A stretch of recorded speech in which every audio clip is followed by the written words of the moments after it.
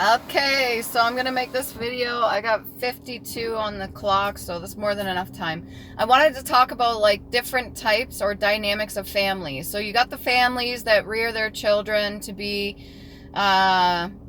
subservient, the ones that do everything that they're told, they don't question anything, and they're almost like drones, right?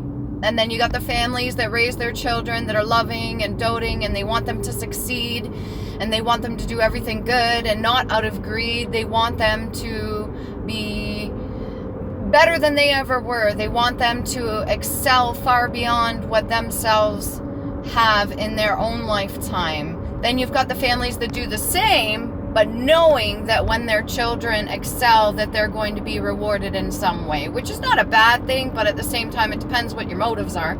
Then you got the families that are all about the sacrificial lamb bullshit, the families that want or have multiple children and they sacrifice one or the other, or maybe they pit one child against the other, or whatever you want to call it. Let's say as they're growing up, they find out which are the ones that actually listen to all the directions and never question anything, and they find out which is the child that's got the gifts or something like that, and they know if they sacrifice the one that's got the gifts to the other one that is more obedient, or so to speak. And I don't mean this in a good way, I mean obedient as in if their parents told them to fucking murder somebody, they would, sort of deal. Sorry, I said the M word, YouTube, but if they want to unalive somebody, sort of deal.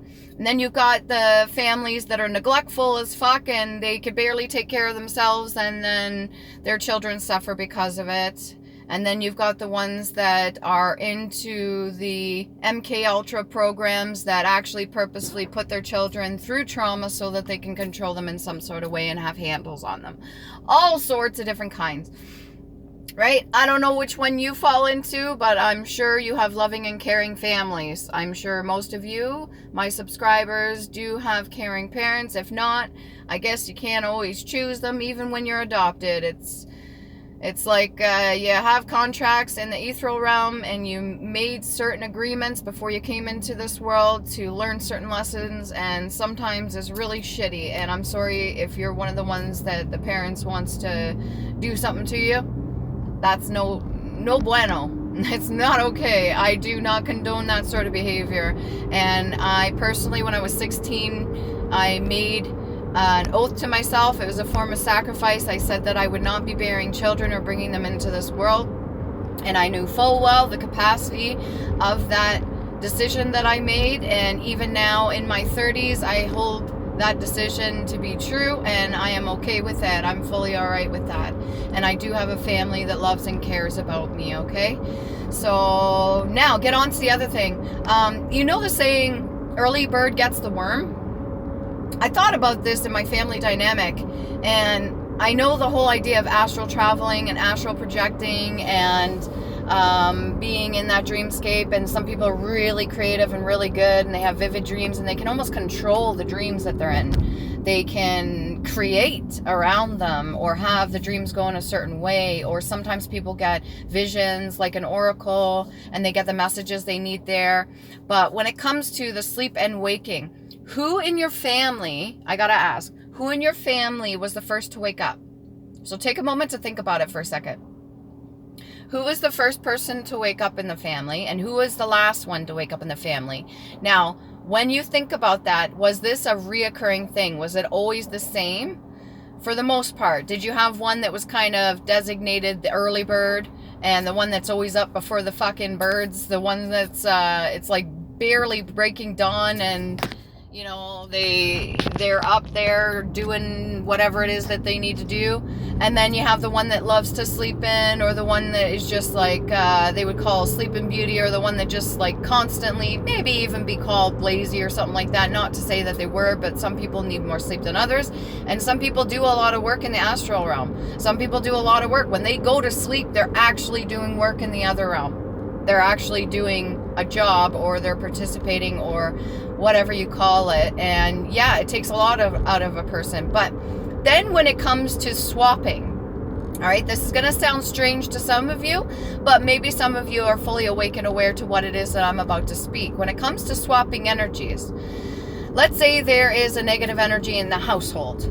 Let's pretend the house itself is like an entity. Okay, there's like a negative energy in a household, and the last person to wake up is the one that's going to have to carry that burden or that negative energy, which sounds strange.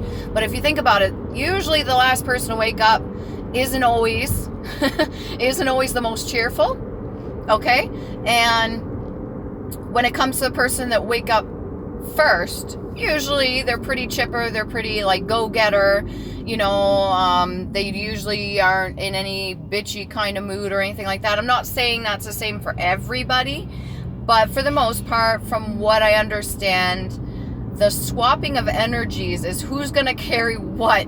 And I don't know in which order this goes in. This is just what I have witnessed in my own life and other people, and how the energy is carried between people that live under the same roof. It's a little bit strange, but stay with me now, okay? And if you don't like this video, it's fine. If you do like my videos, like, share, subscribe, that's cool. If you have an example to give me of this, of what it is that I'm talking about, please do share. And I will definitely comment back on what of the comments it is that you have to put down below. But from my experience, it's usually one over the other. There's usually somebody that wakes up super early, and there's usually somebody that's the last to rise.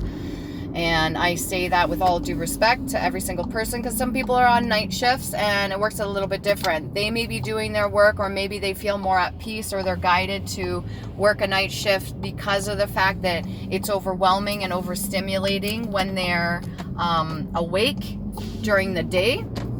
And it's a lot for them to process. Whatever it is, their job that they're here to do may be a lot to process for them, and they could be guided to take like a night shift or something like that.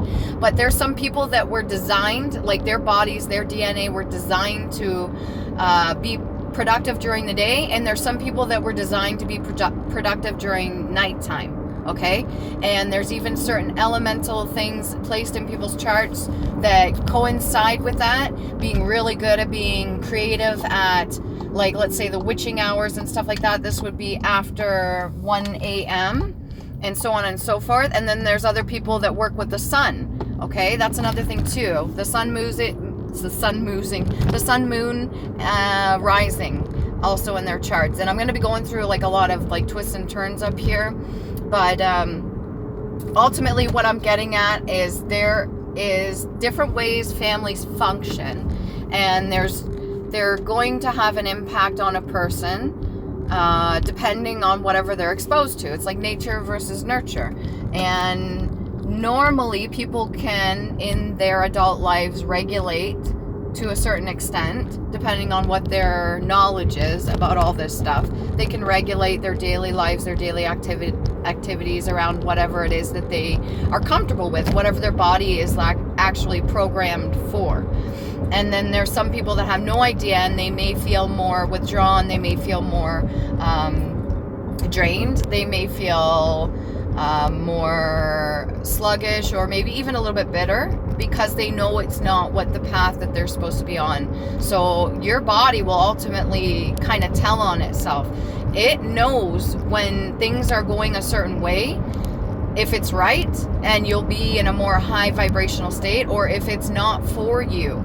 So there may need to be, for some of you, a change that needs to happen too, not just family dynamics. I mean, like, you can only do so much. You get a lot of runaways for that reason. They know they just don't technically fit in. But yeah, like, share, subscribe, and if you want to, leave a comment. And you can also connect with me through my email if you'd like to talk to me personally.